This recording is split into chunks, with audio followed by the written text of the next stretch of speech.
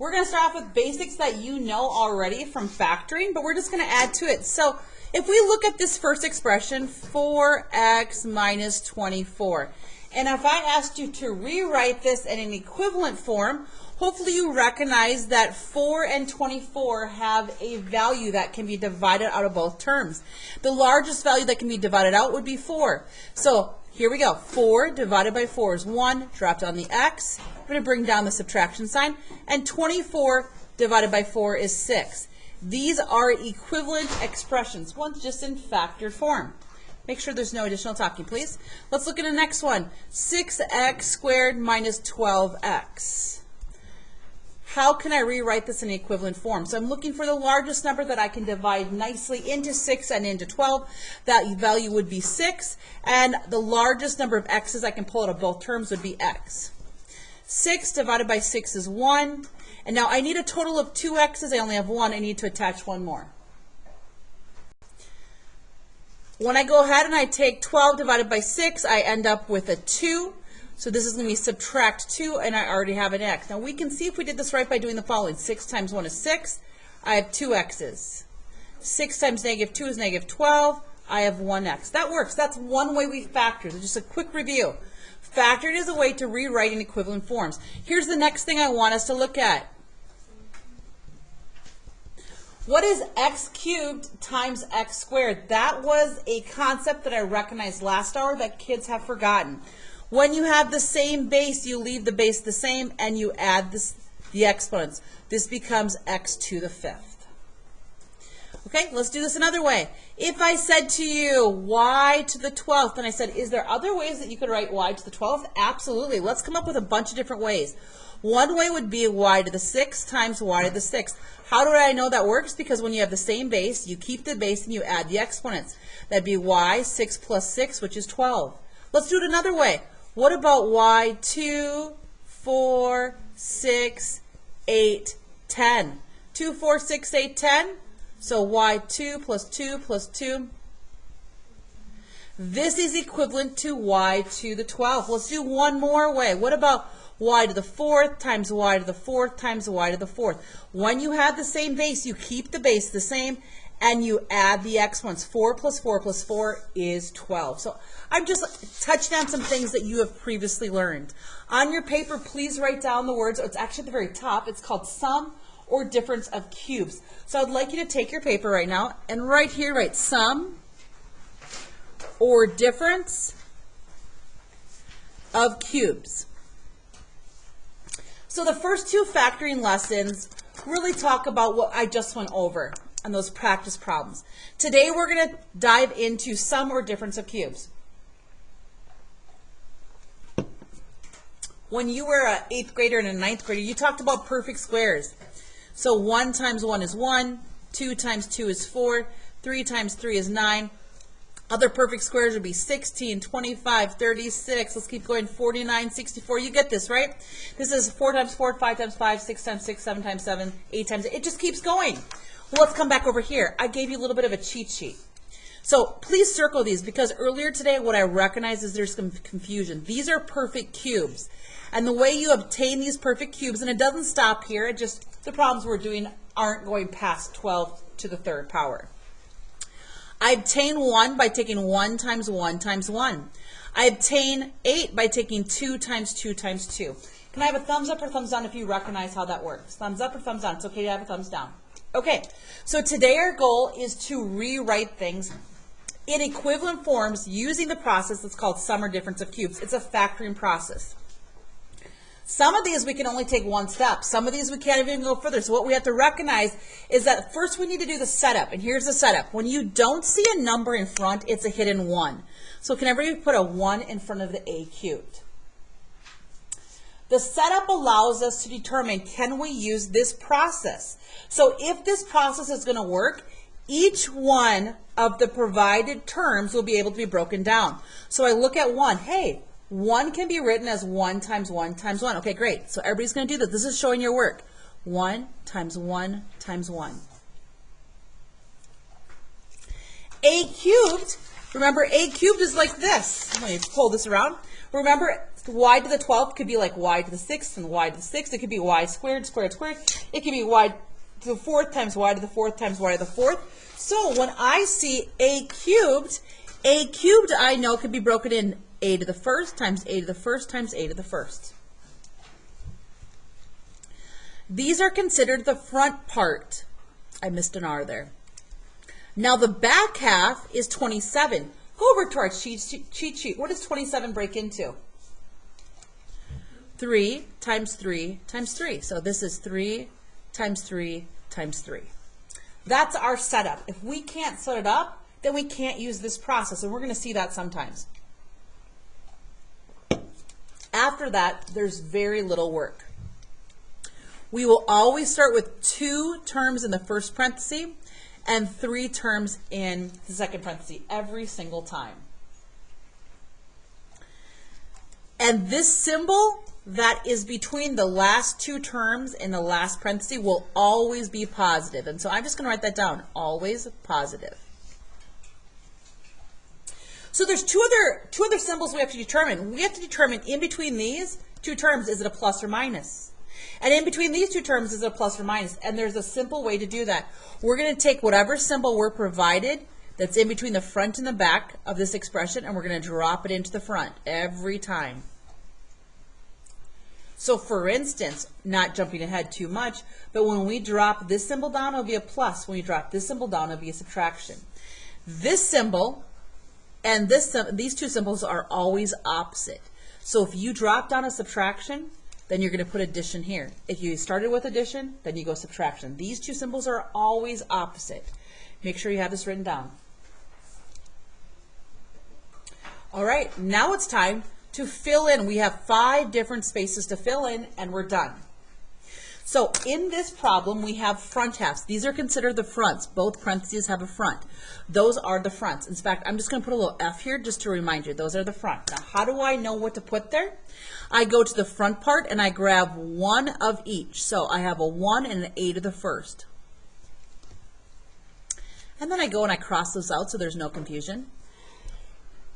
In the front of the second parentheses, I have to multiply them. 1 times 1 is 1, and a to the first times a to the first is a to the second, because when you have the same base, you add the exponents. Okay, I'm done with the front. Let's go to the back. Exact same process. Grab 1 term and put it in the back of the first parenthesis. This is the back, and this is the back. These are the backs of both parentheses. So I took a 3, one of the terms, I threw it in front, and remember, when we put these in place, if there's more than 1, we have to multiply. 3 times 3 is 9. There's one and only one thing left to do. It's to figure out what is this, and there is a trick to doing this. To figure out this particular term, notice we already know the sign, which makes it easy. We multiply these. We don't worry about the sign, we multiply. So 1 times 3 is 3. And we have 1a. This expression is equivalent to this original expression. And the process to achieve this is called the sum or difference of cubes. Okay, we're going to go on right now to example number 2. The first thing you ask yourself is, we don't even know if we can factor it. Just because they give us an expression doesn't mean it's factorable. Find up above, is 512 a perfect cube? Yes or no? Is 512 a perfect cube? Yes. What does 512 break into? 8, 8, and 8. So I'm going to do that right now. 8, 8, and 8. And now what does b to the third break into? So if you're confused about that, you're going to take this exponent of 3 and you just divide it by 3. 3 divided by 3 is 1. So this breaks into the b to the first, b to the first, and b to the first. This is considered to be the front. Is 1 a perfect cube? It sure is. It breaks into 1 times 1 times 1, and this is considered to be the back. Now we always are going to have 2 items in the front and always going to have 3 items in the back every single time.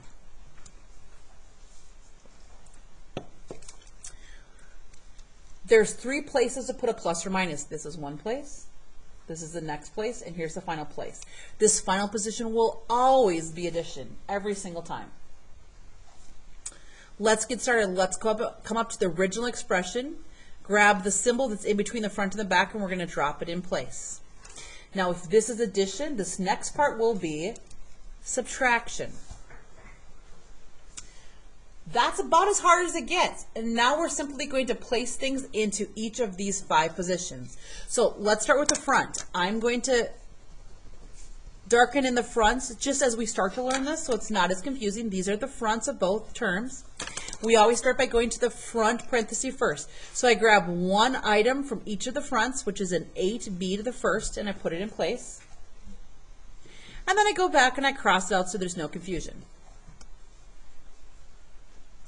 Now, in the front of the second parenthesis, remember the biggest mistake I see students make is they don't multiply. So 8 times 8 is 64, and you have 2 b's, which is b squared.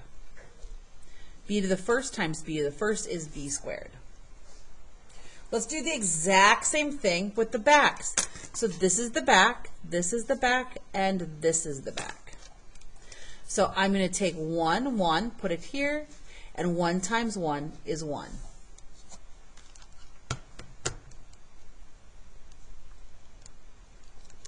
Okay? And then I'm going to go ahead and figure out this missing middle term. I already know the symbol. I go up to the front 2 and I multiply. 8 times 1 is 8, and there's a b to the first. Before I look at example number 3, I want us to remind us when we're given an expression, if we factor something and put it in simplest form, we have to figure out what is the largest number that divides into 4 and into 24 evenly. Like for instance, if I would have divided by 2, I would, and this is the original expression, I want these to be equivalent, I would end up with 2x minus 12. And although this is true, it's not in simplest form. It's not totally factored because I can divide by a 4. So putting it in factor form means, and simplifying means that we're going to multiply, or multiply out or factor out the largest number. Let's look right now at number 3. Now number 3 is a little tricky, and here's the reason why it's tricky. When I look over at 64 and 216, do we find 216 and 64 here? Does everybody see these? I see they are here, but look at the numbers that are produced by 216 and 64. 6 times 6 times 6 and 4 times 4 times 4. The base of the number, 4 and 6 are both even. Are we able to divide a number into 4 and also into 6? Yes or no? What's the number that 4 and 6 are even? What number goes into them? 2. That tells me more than likely that I can probably factor this down. So here's what I want you to do. I want you to grab a calculator. And we're going to start here. You ready? I'm going to start here with the largest number, which is 216. And I'm going to start by dividing by the perfect squares. So I'm typing in 216, and I'm going to divide by 125. Now 216 divided by 25, if it works, I'm going to get a nice whole answer. I don't. Okay, it doesn't work. Now I'm going to go 216, and I'm going to divide it by the next one, which is 64. Okay, 216 divided by 64, that does not work either. Let me move this down so you guys can see this. That doesn't work. 216 divided by 27. Oh, that works. Does everybody see that? 216 breaks into 27 and 8. Let's come over here. Let's figure out, can I factor out a 27? I'm going to write that again. 216 breaks into 27 times 8. Now 64. Does 64 divide by 27? It does not. Does 64 divided by 8? It does. 8 times 8. So what this tells me is that I'm able to factor out of 8 out of both of these terms. So we're going to start with that. So please put an 8 out front. 64 divided by 8 is 8 with a c cube attached. 216 divided by 8 is 27. Now we are only focused on this portion. Can I break down 8? So go back up to our cheat sheet. Can I break down 8? 2, 2, 2. I sure can. 2, 2, 2. And 3 is divisible by 3 because 3 divided by 3 is 1. C to the first, C to the first, C to the first. 27 is broken down into 3, 3, and 3. Put the 8 out front. We get to ignore the 8 at this point. We have to write it down because it's part of the original problem. In order for us to go ahead and to distribute the 8 through, we would end up with this final expression. So we can't completely forget about it, but we can ignore it out front. Remember, in this position, we always have plus. And for this problem, we're given a subtraction sign in front. So I'm going to put a subtraction followed by a plus. This is the front. So I'm going to grab 1, 2, and 1 c to the first. This is the front of the second parenthesis. 2 times 2 is 4, and I have 2c, c squared. This is the back, so these are the two back positions. I'm going to grab 1, 3 and put in front, and then 3 times 3 is 9. In this middle term, I'm going to multiply these two terms out front. So don't worry about the symbol. 3 times 2 is 6 with 1c. Please look at number 4. Please look at number 4. Is 343 on the list? Let's look. Is 343 on the list? It is. It's a 7. Is 27 on the list? It is. It's a 3. 27 and 3, the only number that can divide into 27 that divides into 7 that also divides into 3 is 1. I do not anticipate that I can break this down any further. I'm going to get you started, and then you're going to take off. I'll press pause on the video, and I'm going to have you finish before we move on. So 343, make sure you're showing all of your work, breaks into 7 times 7 times 7. This is the front. 27 breaks into 3 times 3 times 3, and d times d times d. This is the back.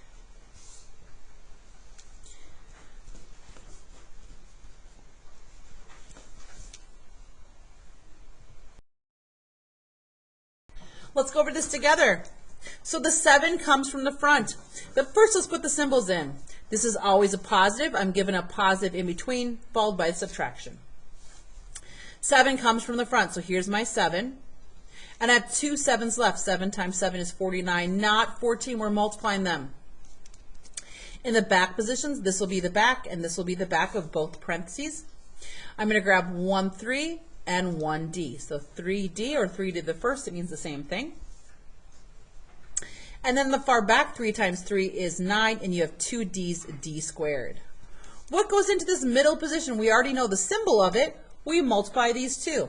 7 times 3 is 21 with a d. This is equivalent to this original expression. Let's look at example 5. Example 5 presents a problem. Raise your hand when you know the problem. What is the problem with example number 5? It is natural to say, okay, this breaks into 2, 2, 2. This breaks into 5, 5, 5. But how do I take f squared and divide it by 3? If you take an exponent of 2 and divide it by 3, you don't get a whole number. We cannot break that down. This is as far as this problem goes. But for the purpose of practice, I want you to change this right now, and I want you to write f to the third minus 125. Let's do it together. 8 breaks into 2, 2, 2. I can divide this by 3 to get after the first, after the first, after the first. And 125 breaks into 5, 5, 5. Remember, you can come up here to see that 5, 5, 5. And 8 is 2, 2, 2. All right, so down here, I have 2 and then 3. This is always addition. I'm going to drop the subtraction sign here, followed by addition. This is the front, so it's going to go into these two positions right here. I'm going to take one from each, so a 2 and an F, or 2 and F to the first. In this position, I'm going to use the remaining. 2 times 2 is 4. F times F is F squared. In the backs here, in these two positions, I'm going to grab 1, 5, and then 5 times 5 is 25. What's left over is I already have the symbol. 2 times 5 is 10 with an F. This is equivalent to this expression right here after we changed it. Okay, let's look right now at number 6. We have 2 left to get through. 2 left to get through. Is 32 on the list? Yes or no? Is 32 on this list? So we're going to find out where 32 is. Put a little arrow here. And we're going to figure out, can we divide something else out that allows us to get back to perfect cubes? So I'm going to go downwards. Here we go. I'm going to take 32 and divide it by 27. If I don't get a nice whole number, it doesn't work. 32 divided by 8. Okay, 32 divided by 8 gives me 4. So I'm going to come off to the side here and write 32 can go into 8 times 4. I know that's the perfect cube. Let's try 108. So let's try 108. And let's divide it by 4. Notice how 108 divided by 4 is 27, and 27 is a perfect cube. 108 is 4 times 27. So these are the perfect cubes. I can divide a 4 out of both. Please put a 4 out front. 32 divided by 4 is 8. Bring down the g cubed. 108 divided by 4 is 27. I can break down 8 into 2 times 2 times 2. G to the third is g times g times g. 27 is 3 times 3 times 3. All right, let's get going back here. Do not forget about the 4. It's going to hang out front, but we get to ignore it. I'm going to go ahead and just give us what our answer is. This is going to be subtraction and addition.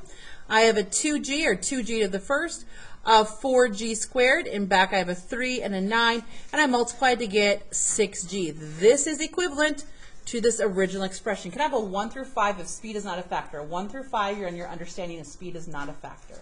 Okay, now here, sometimes we can only factor out one thing, and this is an example where we can't go any further. So I look up above, and I understand how some students will say, yeah, miss, I think that 2 is a perfect square, because they see this as 2 times 2 times 2, and they assume then, well, 2 is a perfect cube. These are the perfect cubes that we circled at the very beginning of class.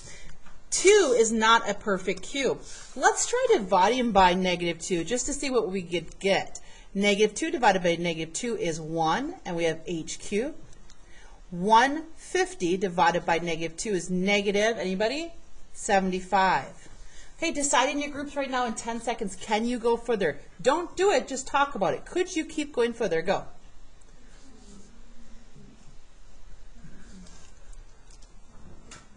If you're confused, like, well, how do I know that? Look to see, is 1 a perfect cube? Yes or no? Look at your paper. Is 1 a perfect cube? Yeah, so right now I'm good. Can I take 3 and divide it by 3 and get a nice answer? Yeah, okay, I'm good. Is 75 a perfect cube? Can't go any further. This is as far as I can go.